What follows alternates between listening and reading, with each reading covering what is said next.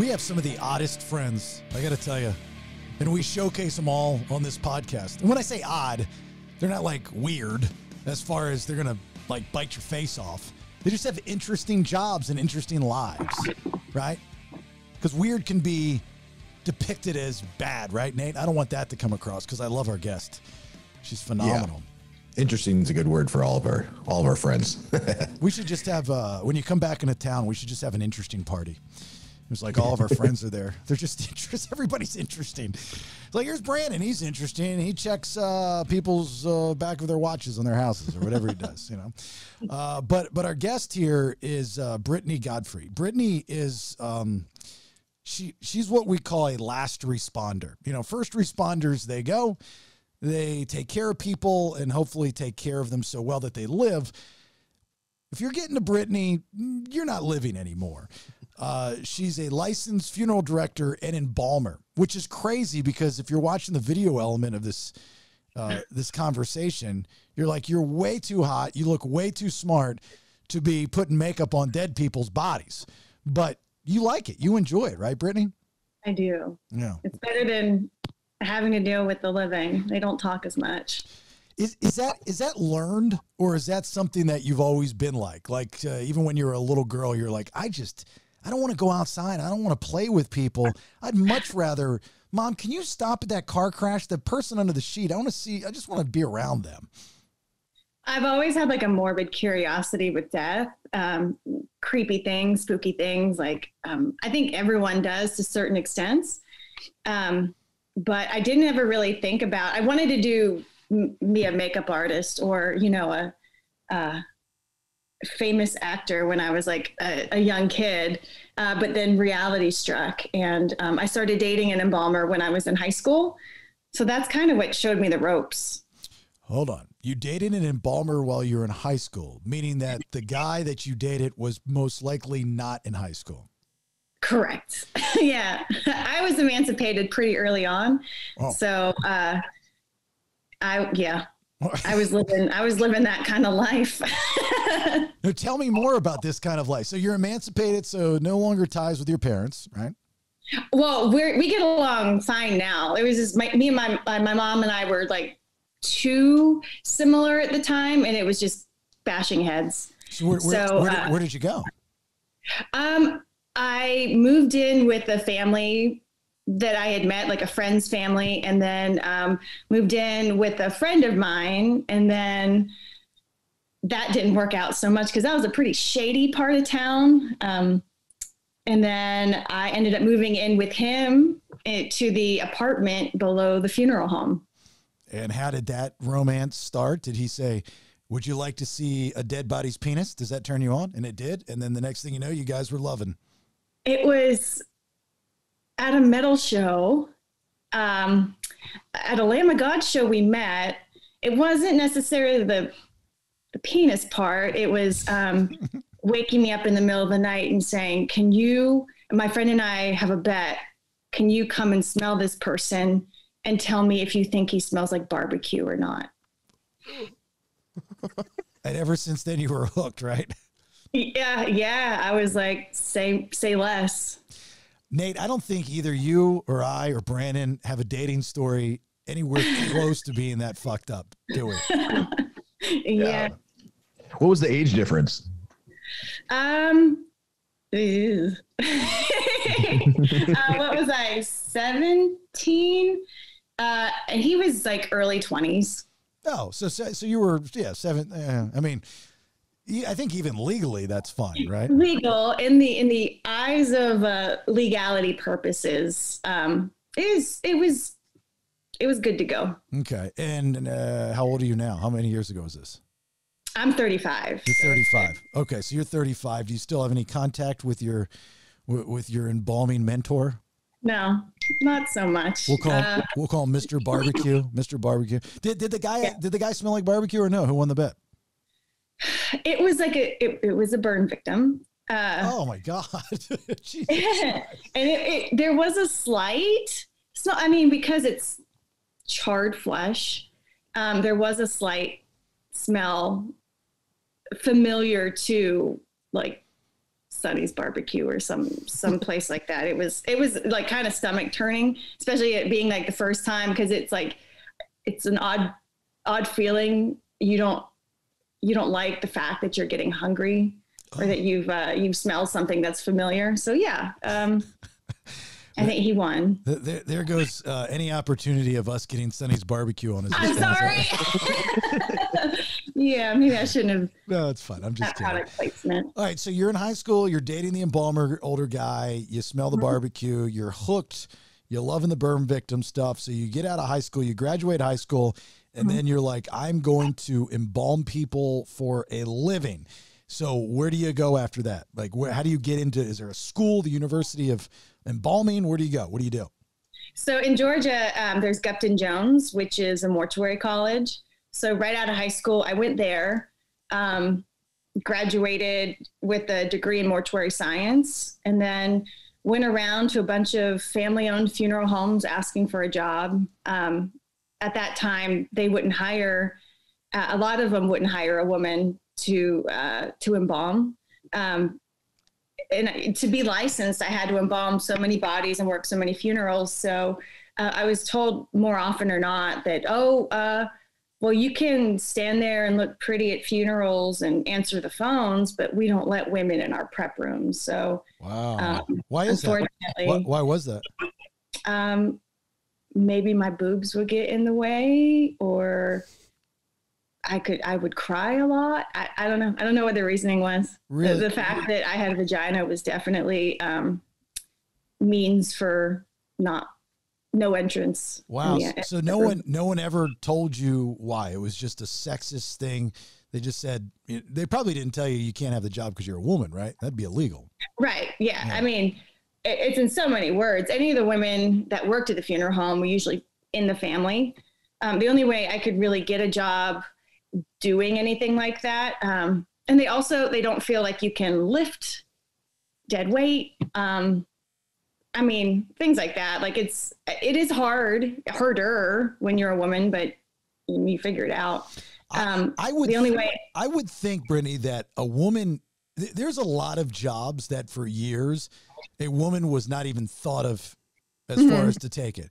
But, we've had this like kind of this conversation before, but there's jobs that men have been dominant in for years that I think women are so much better at. I'll give you an example. I think your job, I know if I were a dead body, I would rather have you embalm me than a guy, because I think a guy, no matter what age, is going to be fairly immature. And they're probably going to fuck around my dead body. I don't think you do that. I think you woman's going to be more sensitive, more nurturing, mother nurturing, all that stuff. NFL and the NFL, a referee in the NFL. I think it's great that women are, I think they all should be women, the referees, because the players are going to respect them. Bring some of this chivalry back and some gentlemanliness back to the world, where you're not going to sit there and argue with a woman referee and call her names. Like at a baseball game, a woman's behind the plate. Do you really think a player is going to act out in front of that umpire if it's a female versus a guy? Yeah, it's a catch-22, but in a positive way, right? So there's a lot of jobs. I would much rather, and I'm sure now there's probably more women in your job, right? Yeah, even though it is still, sorry, there's a car alarm. I would say, especially in the South, it's still kind of like a male-dominated field, but there's more and more women coming into it every day. So, I mean, that's a positive for sure. Women definitely pay more attention to detail, and we're better planners. So, like arranging funerals and things like that usually ends up working more in our favor. Do you ever cry? Do you ever get sad? There've been a few times. It's, I enjoy the embalming process more than meeting with families and the funeral directing part, because it's easier to disassociate from what you're kind of doing. When you're sitting in there meeting with families, you're talking to a family on the worst day of their life. So it's a lot of grief. It's a lot of emotions. They're sitting there telling you about how great this person was, and you're learning all these things about them, and then carrying it through. And then when you're embalming, most of the time we don't really know much about the person. It's really, it's easier to just look at it as a decedent that needs to be embalmed or prepped. And I mean, on the embalming side, I haven't ever cried, but definitely on the funeral directing side, I've like held back on a few times, especially like tragic. Could you do that, Nate? Could you look? I think I'd cry all the time. I don't deal well with death. I couldn't do it. Could you? No, I don't think so. Even being some of the shows that we watch with the detectives that have to go and tell somebody that their loved one is murdered, I don't think I could do that either. I know Brandon couldn't do it. He would be too like look, I'm picking the nose of the guy and the boogers, and it's still there even though he's dead. They're dead booger. You're like, Brandon's just too immature. He wouldn't be able to do that stuff. I'm sure, Brittany, you don't do anything that's immature when it's just you, or do you have a partner? Or is there people around you? Is there a witness? There's usually like, for now, I'm a trade embalmer at this point now. So funeral homes will call the company I work for and let me know, oh, there's a decedent here that needs to be embalmed, or I mean, that's usually what it is, me traveling to these funeral homes to prep. But I'm normally by myself, so it's really just me and that person. I'm usually like listening to something, or I mean, I'll talk to them every once in a while, but it's usually like encouraging them to maybe accept the fluid better, or I mean, positive things. Like they say you should talk positive to like plants to let them grow. I feel like it's the same thing. Just you're hyping them up. Letting them know that you're gonna look so good. You're talking to the dead body is what you're saying. Sometimes. Yeah, it can be very lonely. I bet you that day when one of them answers is going to freak you the fuck out. I quit. I quit. Walk out. I don't need an answer. I'm done. What music are you listening to? I've got a very weird playlist that I always play. It's like, it goes anywhere from like the Dillinger Escape Plan to Elton John, to Queen, to Ghost, the Black Dahlia Murder, to I don't know, like sad love songs, and Lil Nas X. So it's very eclectic. Explain the embalming process. I mean, I think we all understand what embalming is, but okay, so you walk in. I'm guessing you wear kind of you had an outfit or a uniform or a smock or something like that. You go in, the body's on the table, it's got a sheet over it, and then what do you do? And how long does it take? So if it's just a traditional, regular arterial case, where it's like usually like an older person, there's no autopsy involved, then you would, you basically go in if everything looks good, and you're going to go in through here, just make a slight incision. Well, first, before you do that, actually, you want to set the features. So close the eyes, close the mouth, shave if you need to, because once the formaldehyde hits the skin, that tissue, it'll firm everything up. So it's kind of hard to close the eyes afterwards. So you go through and do that. And then once we start to get into arterial injection, we'll usually go right here, right where the clavicle is, above the clavicle, and we'll raise the carotid artery and the jugular vein. Since the artery flows towards the heart, that's where you're going to put basically a hose that has a formaldehyde solution. And then the jugular vein flows away from the heart. So you're basically just recreating regular circulation within the heart.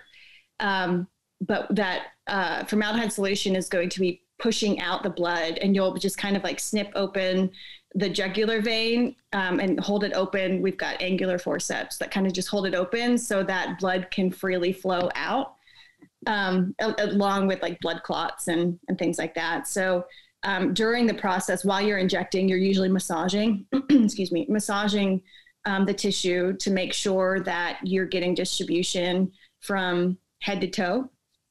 And then trying to work out any blood clots, because blood clots can keep the fluid from going to different limbs. Okay, so I've learned a lot so far from this conversation with Brittany, but I just learned probably one of the coolest things ever. I am a huge massage fan. Like, I put that, like, sex, massage, they're pretty damn close. I love a good massage. I just found out that the last thing that happens to me before I'm buried is I get a massage, possibly by a very attractive embalmer. Yes, you will be massaged. That's how I want to go out, with a massage. Yeah. This is right? And this is status quo, right? Everybody does the same way. Yeah. Yeah. There's some embalmers that focus more on the massaging than the other ones. I think it's really important because I just want to make sure that everything's getting distributed evenly. And I mean, honestly, watching blood clots come out is probably one of my favorite things. It's like on par with like pimple popping videos. It's kind of weird. I don't know. Yeah. Real weird. Yeah. Uh-huh. And then after you're done injecting arterially, you tie all that off and then sew it up. And there's it's an instrument, like probably about this long. It's got a very sharp tip on it, and it's like tubular. And you puncture the skin right above the belly button, and it's got a hose connected to it that is usually attached to some kind of water pressure. It's basically like liposuction, but just a little deeper. And that's what we're using to puncture the internal organs to draw out any more fluids. So any of the blood that hasn't been moved out of the heart. A lot of times you'll see fluids in the lungs, especially with COVID patients. There's more and more fluid that's built up in the lungs.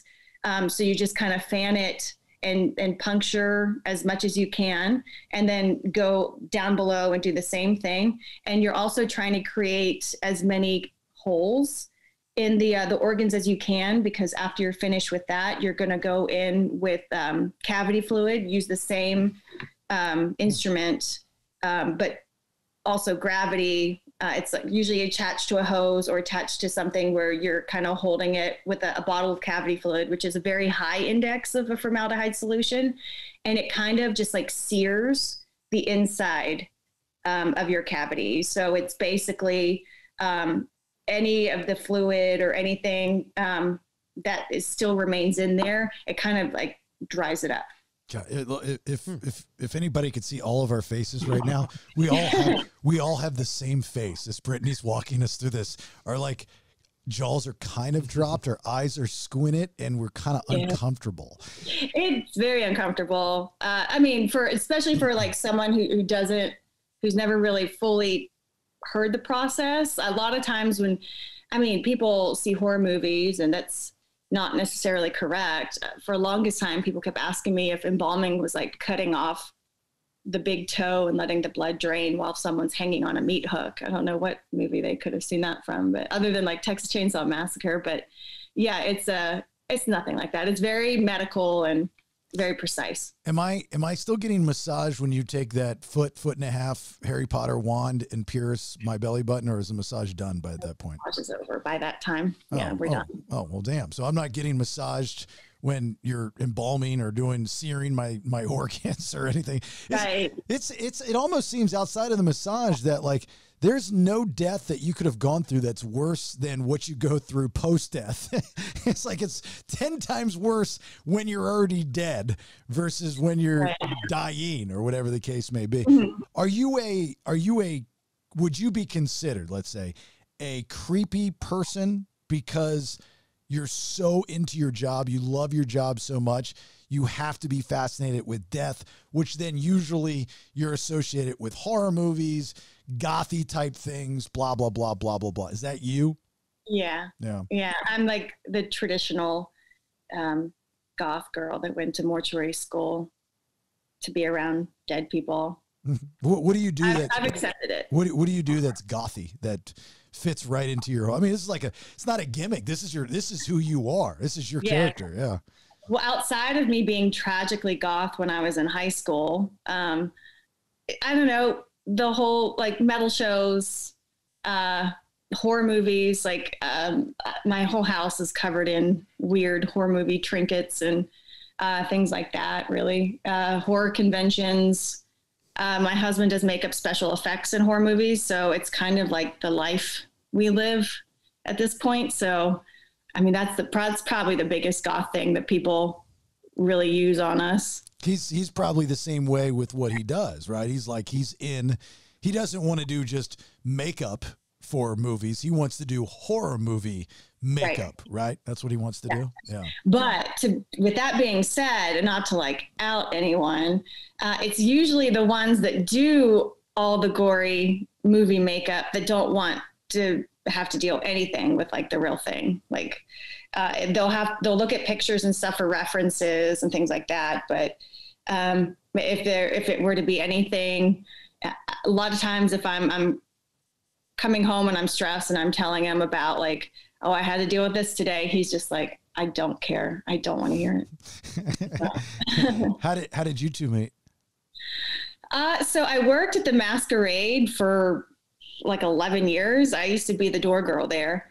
And he, along with one of the managers of the Masquerade, opened up Chambers of Horror, which was an adult haunted house that was behind the Masquerade. So my boss at the Masquerade, who one of his business partners, asked me to come in to help to do like a head cast, a body cast, just so there could be a bunch of dead Brittany's hanging around the haunted house. And then we really just met through that. Yeah. Fell in love, love at first sight. You said, I embalm dead people and I do special effects for living people to look dead. And it was just love at first sight. I was like, I think there's something here. I don't know. Seems like it. I would think that, everybody's got their person. Like my wife and I, when we met, I've always been attracted to women, A, that didn't know who I was because of what I did for a living. B, ones that were miserable and almost mean to me. It's weird. Both my wives, it's very similar stories, and then my wife now with Rach, we're both from Maryland. I had no idea at the time, but there's a certain person that you're, simpatico. There's just you're this thing. There had to have been guys in between that you dated that either you or they were like, there's no fucking way I can stay with this girl. It's just fucking crazy. I like to think that I'm very charming and so easy to fall in love with, but I know I'm super high maintenance and like a lot. I know I'm a lot to deal with. And I usually go for the really broke, mean, emotionally unavailable, like broken people. That was usually my kink for some reason, but Luke is none of those. So luckily that happened. But yeah, I know as angelic as I think I am in relationships, I'm a lot. But you couldn't date like a Brandon. Let's say, I'm not being weird here, but I'm just saying my what I'm trying to say is Brandon's not your style. This guy's, if you guys were dating, he would be like, there's no way you couldn't date her and she couldn't date you. Yeah, no, I probably couldn't deal with the coming home and do you smell like dead bodies? I don't know if you do, but I just couldn't deal with that. My scrubs sometimes do. I don't wear my shoes into the house. And then as soon as I get home, I usually take scrubs off and take a shower. So I know sometimes I can smell it on myself. So I'm sure I do. It's funny because Brandon smells the same way, but his scent is just poor. Now, Nate, on the other hand, I was around Nate when Nate was single. Nate is, he's a chameleon. He can date anybody and get along with them, by the way. Now, he can't marry anybody like he found Alexis and they're perfect for each other. But I've seen him date the spectrum of women. So I think Nate in your heyday and Brittany in your heyday, you two totally could have been together. It could have been. Yeah, I'm not like super into horror movies or anything like that, but I'm really into the snapped and the death shows and stuff. I think it just really interests me, but I don't think I could be in the room with those things. But it just fascinates me how people can decide to murder somebody. I think that's what interests me. Yeah, no, I think I've watched every murder documentary known to man at this point. And it's just interesting. It's a psychological thing that's very interesting to me, but yeah, I mean, I'm not saying everyone I've ever dated, I have not dated all people in like the horror realm. I mean, it's a wide range of different industries. But I think probably the biggest thing is having someone that's comfortable with my profession. Because I mean, any other profession outside of like probably the stress of being a doctor or something like that is fine. It's just there's a huge emotional toll that goes into what I do. And it's hard, especially when I was doing the funeral directing for so long. It's hard not to take that home sometimes, especially like if you're working for a big company. And not only is there stress with the families that you meet with, but there's also internal problems too. So I know it's hard. I mean, being in the funeral industry is hard enough, but just the random stress that comes along with it, it takes a special person to have to like be able to take it. I'm sure you don't do this, but you hear stories every now and again of the necrophilia and all that stuff. And like, is it, and I'm not trying to be funny or shock jockey here, but is it possible to be in that room doing what you do for a living and being in the mindset after so many years to actually be physically attracted to the dead body as it's being embalmed? No. I had this conversation with someone the other day because they were talking about, like, they were brand new to the profession, and they were like, oh, my biggest fear is that I'm going to walk down here and think someone's hot. And I'm like, you'll never have to worry about that, because I mean, it could be Kim Kardashian that's on the table. And I mean, as beautiful as her face is, it's not going to look like that when she's dead. That, I mean, you've got all the life is basically drained from you. So you're pale. Your face is never attractive. I mean, it's eyes open, mouth open, bodily fluids. It just a lot of times when I would be shown pictures of them in life, I had a hard time kind of like putting them together and be like, oh yeah, that's that person, just because of how different they end up looking. That's why a lot of times people are like, oh, that's not my husband, that's not my wife, it looks so different in the casket. Well, it's, of course they look different because you've never really seen them. I mean, you've seen them sleep, but you've never kind of seen them this still, usually with cosmetics on. And it's never a natural position. So I feel like decedents are completely different from what they do when they're alive. Have you ever felt like there was a spirit in the room when you were embalming? No. Fortunately not. You believe in that stuff? Like, a part of me wants to. It'd be interesting. I had a couple friends that have said that they've experienced things while working at funeral homes, but I've never seen any of it. Like, what did they experience? Ghosts, like figures, bodies, what?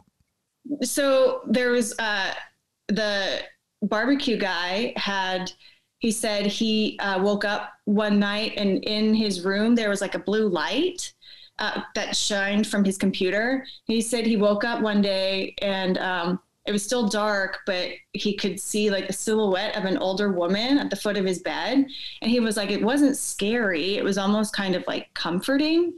And he told the people he worked with the next day, and they're like, oh, that's Miss So-and-so. She was the wife of the original owner. We've all seen her from time to time. And at that same apartment, there was a friend when we had moved out, a friend had started working there and moved in, and he called in the middle of the night. And this is like someone that's in the Marines and strong and doesn't show a lot of emotion, but he called like screaming and crying in the middle of the night, saying that like things were being thrown off his tables, and that there were like black shadows going up the wall. And when we got there, he was like literally in the dark with the sheet over his head crying. He's like, I've never experienced anything like that before. So I mean, the stuff you hear is crazy. I believe it. I learned not that long ago, I was talking about this, like, I don't do well with death, but to try to explain it and understand it, especially, obviously, especially with people close to you, and without rehashing the whole story about, when I was younger and going through it quite often, and then being at my buddy's funeral. So just recently I was explained a different way to look at death from my trainer, who then got this information from a former Navy SEAL who had to deal with this often, especially dealing not only with the parents, but also the kids. And he gave a scientific explanation of death. And I'd never heard of this before and I was like, I'm all in. And that is, our body produces electricity. Electricity doesn't die. It just jumps from place to place. So when our body dies, the electricity has to go somewhere else. So the electricity leaves our body and goes somewhere else. So we continue to live on somewhere, somehow, not in the form that we're in now, but the electricity that was in our body goes somewhere else. So we don't ever technically die. Isn't that crazy? Isn't that a good way to look at it? Yeah, that is. Yeah. That is. So like, say somebody could be dead, their electricity jumped to my phone. Now I got a bill in my phone. Bill's not being Bill, but Bill's in my phone. Every once in a while it turns on, turns off, and I know Bill's there, so it gets weird after a while. Well, there's always people that say that example. they've got they see things that kind of remind them of the person, or when things turn on or something will flip to a certain channel or something. So that makes sense if you're hearing stuff like that. Look at that, Nate, the energy thing. You bought into it, right? The electricity, or no? Yeah, a little bit. I do believe that there's kind of like electromagnetic fields and stuff from people and objects and things. I don't know if it can turn into like a memory or something, but yeah, I do believe it. Your body has that and it releases it. You guys got to be honest. Nate, you get to go first, then Brandon, you go second. If you did what Brittany did for a living, would you look downstairs? Well, I think you have to, because that's part of it. But would you look in a non-medical way? Like, I got to check it out and see what it's like. I don't think so, because I don't know what the majority of patients are. I assume there's more older people, because people die when they're older typically. So you don't want to know I've been to the gym. I've been to the gym in the locker room, and it's nothing I want to see alive. So probably don't want to see it dead either. Okay, that's what I was gonna say. You don't want to see a 90-year-old man's penis and what it looks like. Yeah, no, not so much. It's like, this is what mine's gonna look like, Brandon. Probably the first few times, I figured you would. But after that, it'd probably get old. Brittany, first few times, maybe just when you first started, you took a peek, and then it got old after a while. I was trying to be such a little goody two shoes, where I was just like, I know I'm covered in tattoos, and I know that people are already going to think I'm into weird stuff. I'm like, I was like, I'm going to look at everything but that, so people aren't thinking that I'm into that kind of stuff.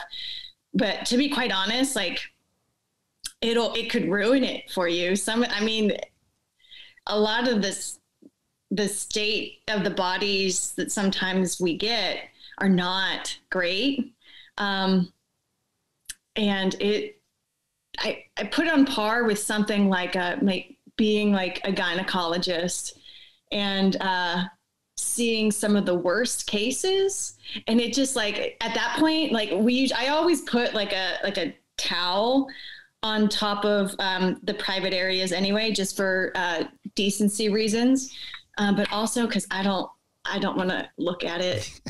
It's not cute. I don't blame you. I could, like, I'd feel bad. I'd feel guilty, knowing that I'm the last person the family is trusting with this body, and and then, like, none of us are going to be Brandon. Brandon's like, look at it. I feel like a lot of, like, people straight out of mortuary school are probably like that. Because it's like a lot of them are young and it's kind of like the first time they've been around anything like that. Grow up, Brandon. Grow up. Well, that's what I said. After the first few times, it'd probably get old. I remember when we talked to you on the radio, I think it was during the height of the pandemic, that, I don't want to say that the pandemic was good for your business, but the pandemic was good for your business. It's still a business, but you actually traveled to different places because there were so many deaths, right? They needed somebody with your expertise. Yeah, when we spoke, I was in New York. They had stationed me in Staten Island because they had stopped accepting as many cases in like Brooklyn, the Bronx, Queens, and sending a lot of these cases to Staten Island. And it was, I mean, it was a lot. Anyone that what was kind of projected and was being talked about kind of behind closed doors was so anyone that they think would have possibly died within that next 2 years was usually taken. Like they just kind of sped up the process a couple years. And then it was a large portion of like the obese community. It's just because they had pre-existing conditions and sometimes already had problems with breathing. It was a lot. Like I tried so hard for all the people that kind of denied COVID being a thing or whatever, and trying to be as respectful as I can, being in New York. And I went to Miami as well, trying to explain it. And they're just like, oh, you're a part of the, I guess, the conspiracy or whatever. But like, I'm like, if I could just show you like what I'm seeing right now and like let you talk to some of these families that can't really have a full funeral for their loved one because you're only allowed to have like so many people in a room and you're only allowed to have like 10 minutes with this person, and it's either cremation or burial, and some of these burials are like scheduled months out because of how filled these cemeteries are. I don't know. It was a lot. There was a lady at I think the gym the other day that did the old, I'm so over this. This is ridiculous. You know what? At my age, if that's what's going to take me, that's what's going to take me. I'm just done with the and I said to her, I go, that's pretty tough talk. Do you mind if I come and visit you when you're in the hospital and they said that you're about to die? Because I'm just curious if you're going to say the same thing. And I kind of said it in a joking but seriously thing, and I mean, it's true though. And she was older than me, and she goes, "Oh, you're one of those guys." And I said, "Oh, the ones that want to live? Yeah, I'm one of those guys." So, yeah. The ones that like and I walked away. Science and they're pretty educated. Yeah, I'm one of those. I'd say it's funny to see the Facebook post even going from this is all a lie. Don't get this vaccine because they're going to track your whereabouts and report your crap to the CIA, whatever. And then either someone that they know gets it and dies, or they get it. And then all of a sudden it's like, woe is me. This is the worst thing I've ever experienced. It's real. Da, da, da, da, da. I should have gotten my vaccine. And it's like, I mean, yeah, I don't know what else you were expecting. I just want to be around them to see if they say the same thing when they're getting hooked up to a ventilator. It's just common sense. Like, maybe they did fuck up on the vaccine. Who knows? Maybe we don't need a booster. Maybe we don't need masks. I'm not saying we do or don't. I'm not a scientist. But I kind of subscribe to the better safe than sorry. It doesn't hurt me to do any of these things. My cell phone service is not better because I have the vaccination. I can tell you that right now. I'm not speaking Sputnik, bushki because of my vaccination or my booster that I just got. But I can tell you a lot of people that have not gotten those things seem to be dying of things of something that I got that, I was able to brush off in a couple days. So there might be something to be said about that. Well, I always say if any proof that masks and the vaccine is out there, like I should be top of the list, because I've been around a ton of families that had it when we were funeral directing and working funerals, staff that's had it. And we're around decedents that have it all the time. Like I was in New York, I was in Miami, where it was just like, I mean, you couldn't move because you were surrounded by it so much. And embalming, having to deal with like the bodily fluids and stuff. And I haven't had it yet. So, I mean, there's got to be something to be said about that. It's probably afraid of you. I'd be afraid of you. I hope so. I hope that's the case. Nate, question for Brittany. Yeah, I know you kind of walked us through embalming a traditional death. What do you do with people that maybe aren't going to be an open casket or a normal funeral, maybe have been mangled in a car accident or something where you couldn't just like freely put fluid through them, maybe their cuts and stuff like that. Do you still have to do the same thing, or is there a different process? So if, depending on the case, if we're still going to embalm someone like that, we'd still try to do arterially. So if we can still get any arteries and veins, it might just not be up here. We might have to go through each limb. But I mean, there's a thing, it's usually referred to as a 6-point injection, which is normally going up each side of the face, each carotid, each axillary in your armpits, and each iliac, which is like kind of in the fold of your leg, or the femoral down on your femur. But if you can't do anything, if like the arterial system is kind of shot, then there's always hypo injection, which is basically taking a needle or like a trocar, but kind of like, I'm trying to say this politely, kind of piercing the flesh and pumping it full of fluid just that way to keep with the preservation.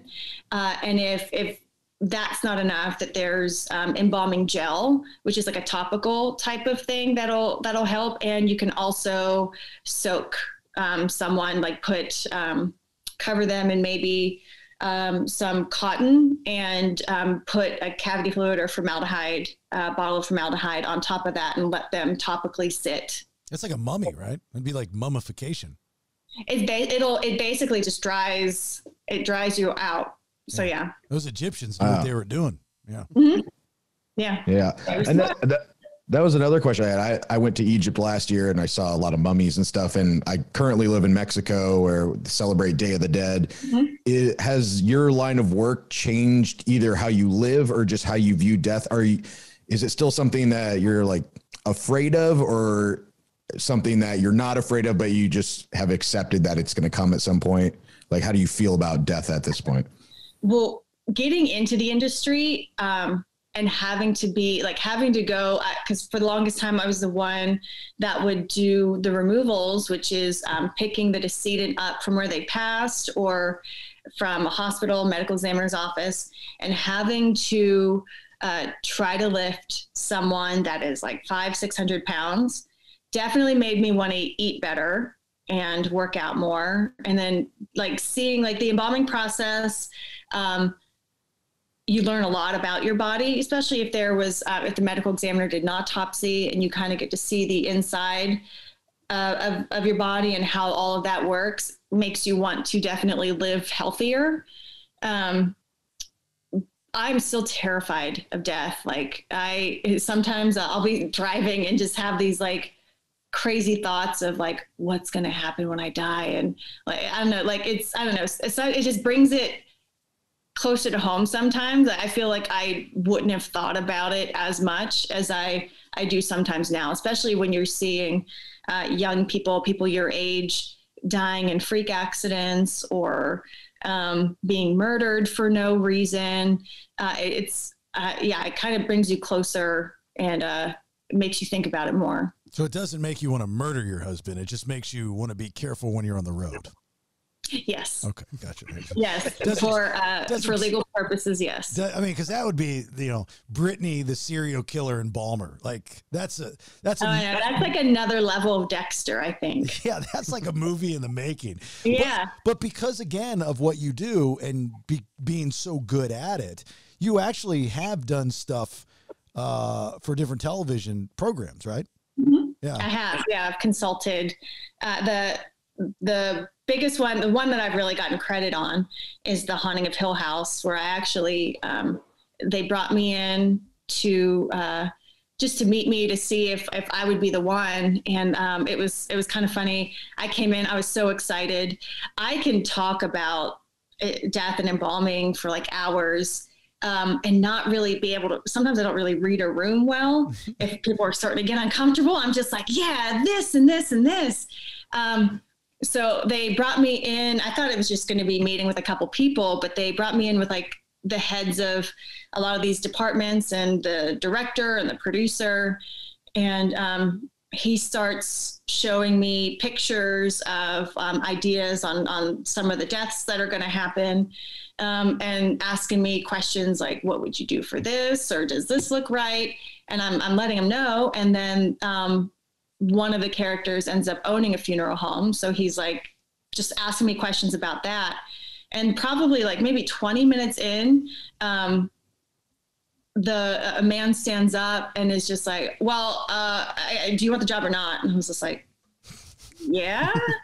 And I talked to the director afterwards, and he was laughing, and I was like, did I say something? He was like, oh, I mean, yeah, he did. He was like, he couldn't hear anymore. He was pretty grossed out. He said that's about all he could take. So, I mean, being that in detail with everything, I guess, impressed him and also grossed him out. So this was a Netflix thing. Let me see what I remember. I've seen it, but I haven't seen it. I'm trying to see any actors. It's the first season. I mean, they're doing kind of an anthology, but The Haunting of Hill House was like that, the first season of that anthology. Oh, Timothy Hutton's in it.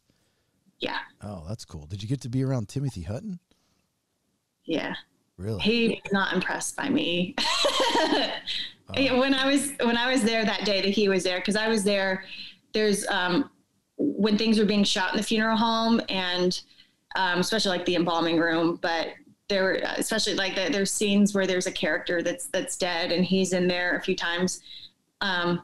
He wasn't a huge fan of mine or any, like he was very standoffish and not that nice, but I mean, he does his thing. That's fine. Oh, Henry Thomas. Wow. Yeah. He was really cool. Was he? Did you guys become buddy?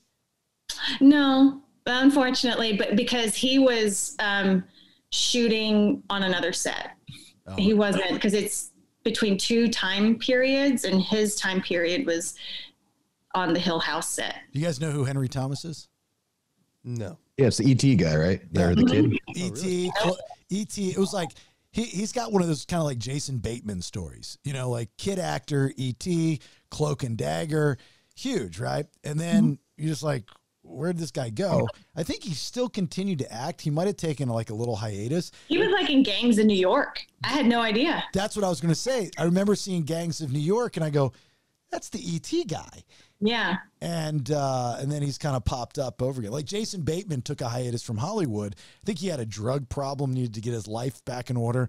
But Arrested Development brought him back to reality. And then he just started booking all these big, great movies. You know, the kid from Big that plays Josh Baskin, the little Tom Hanks. Every once in a while you'll see a movie. He looks the same, just as a grown up. He looks like like he's in the Ashton Kutcher movie with Brittany Murphy, Last Married or whatever it's called. I was like, that's the kid from Big. That's Josh Baskin. You know, showed up, popped in there, rock, shocking his stomach one more time. That guy. All right, very cool. Well, look, Brittany, thank you so much. This was fascinating. I got a question. One more question. Okay, go ahead. Have you ever hold on, is it good? Yes, good. All right. Okay. Sometimes you ask some dumb questions. This is a good one. All right. Have you ever embalmed someone you knew? That's a great question. Good question. So I did ask if I could embalm my grandmother when she passed, but it was a funeral home in Pennsylvania. I'm licensed in Georgia, so I had a feeling they were going to say no on that anyway. Plus, I know it's annoying when a funeral director has someone pass, because we're all like, this is how it's going to be done. And they're just like, yeah, we get it. You know more than I do. But I was able to dress her and do her makeup and hair. I have had some friends die within the past couple of years where they weren't embalming the family. It was just cremation, and the family chose not to embalm, but I still pulled them in and did a minimal preparation, which was basically like bathing them and setting their features, closing their eyes and mouth, and like doing their hair and things like that, just to make sure that I didn't want them to be alone, like in a cooler. And I wanted the family to know that at least like they were being taken care of by someone that knew them. Okay, you're doing the Lord's work, man. I couldn't do that. I can only imagine, you know, I'm assuming you had a great relationship with your grandmother. My grandmother was my rock. I don't care how much I love embalming or doing what you, I couldn't get through it. I don't even know where I'd start. But for you to do that for these people, now, what if you run across somebody that the family doesn't know you didn't like, and they said, hey, look, can you do this for us, you know, for the embalming stuff? But they like did something horrible to you back in the day. Yeah. Did you fight? You like draw a penis on their head or something, or you do something weird? I mean, I'd still do it. I'd still, because that's my license on the line. So I'd still do it. When you're doing something like that, it's like, I don't have any real talents or anything. Honestly, I don't really have much to contribute to like friends and family. So that's like one of the last things you can do for someone. And it's the same thing on why I volunteered. Like, I can't help with any cause. I'm not artistic. I can't really do anything, but I can do this. So if I can help someone or make sure that it's being done correctly, it's like I said, it's like one of the last things you can do for someone. I think you're selling yourself short. I think you're an extremely talented lady. I think that you have a gift that very few people have on this earth, not only artistically for what you do, but mentally for what you do. I mean, what you can do mentally to stay in that room with that person and have that mindset while listening to Elton John is crazy. Yeah. Very calming. All right. Any more questions for Brittany before we let her go? Nate. Has it made, I assume maybe just being the goth kind of girl, you weren't super religious growing up. Has it made you any more or less religious? I'm not religious at all. I just kind of think we die and that's the end of it. Has it solidified that thought, or has it made you think that there's something else? No, it's probably pointed me more towards no religion. I've never been really very religious. And I'll tell you, working with the decedents, that just makes it, you see life gone. I don't know. It just makes it feel very real. But then also being on the funeral directing side and having to deal with some of these pastors and how they'll turn anything into like an altar call or a reason to give money, and how condescending they are to like not just women, but the help, like the funeral home staff. It just kind of drove a wedge in between myself and religion even more. So you're trying to tell me that not once while embalming somebody, there was a magic penny that was sliding up a wall from the other side of the door? No? No, I don't. Not that I can recall. I think I'd remember that, though. I think I would. That's what Patrick Swayze did to Demi Moore. I'm telling you. I wish I had a Patrick Swayze in there somewhere letting me know there was something going on. But all right. Thank you so much. You're great. We'll have you back on, especially if you got some more cool stories or something happens. You're fantastic. You're great. Tell your husband we said hello. I will. And Brittany, thanks for coming on. And by the way, you know, I'm guessing you can in your will. So like if you're in Georgia, and you can put in your will, like I could request Brittany to be my embalmer, right? Yeah. Yeah. Just, I don't know, put it in your will, put a little note in your wallet, maybe carry it around like your front pocket, just in case something were to happen. Sure. I'll do it. Do you get, I'll make you look so good. Do you get tips? Do people tip you? Mm-mm. No, you can make a good living being an embalmer though, right? I'm assuming. It's not as good as people think. Like, you don't go in the funeral industry for money. There's no money to be made unless you own a funeral home.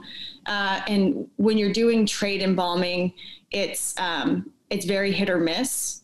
Right now, it's kind of like the busy season. So a lot of times when it gets cold or when the weather changes, you'll see an uprise and the deaths happening. But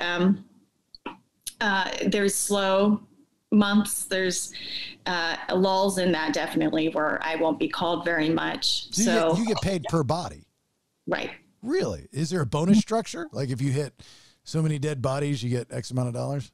No. No bonus No, structure. I mean, there probably is at other companies, but the company I'm with doesn't do that. But I've been with this the company's fine. But I've been doing this. I say it's a full-time thing because I make myself always available to do it. But I've been holding out since last year for a new opportunity that's about to come my way. So in the same field. Kind of. Ooh. I can't really say too much about it, but it is death care, not the funeral home side, but it is death care. Hollywood stuff or normal people stuff? No, it's stuff that you probably see on TV a lot. Ooh, crime scene, CSI, cleanup. No, but there's good money. There's good money in the cleanup people. I know that. I know, but I can't deal with vomit. But you're okay with blood and guts and all that stuff, but yeah, if you puke, not for Brittany, not your thing. Yeah, like I will do whatever I can to not throw up. And there's always vomit at those scenes, so yeah, I don't think so. Okay, all right. Well, and I'm not a huge fan of body lice, so I don't know. I think it's for a stronger person than I am. Yeah. By the way, what you're saying is not weird. I don't think too many people. I know I'm not a fan of vomit and body lice either. Yeah. Well, I'm glad to know there's more than just me. Unfortunately, every time Brandon comes into the Golden Scissors studio, he smells like vomit and I see body lice. So yeah. I think there's a pill for that. Poor Brandon. I like joke with him and he doesn't know how to respond. He's like, well, just gonna let you're supposed to like take a shot back. That's what guys do. You go back and forth, you know? Oh, you smell too. Yeah, you get him. Burn. Zing, zing, zing. We'll work on that. All right. See how Nate fights me on everything? Yeah, sometimes. Well, a lot of times. Nate likes to, he likes to kind of get under my skin. You know, he tries to. Well, he's in Mexico. You're within hitting distance right here. You're gonna smack me. Fellas don't hit each other. We're not gonna hit you. You know, you shouldn't hit. It's not like you go that deep. It's not like, I'm glad your mom divorced your dad and moved to Kentucky. She's probably a whore. You know, you don't say shit like that. You know, you say stuff like you got body lice and you stink and you smell like poor. You know, I mean, obvious stuff. Or like, I had a good mother. Yeah. I mean, you can make fun of my mother because we're estranged, you know? We're working on that. All right. Brittany, thank you. Take care. Appreciate you coming on. Thank you. Thank you for having me on.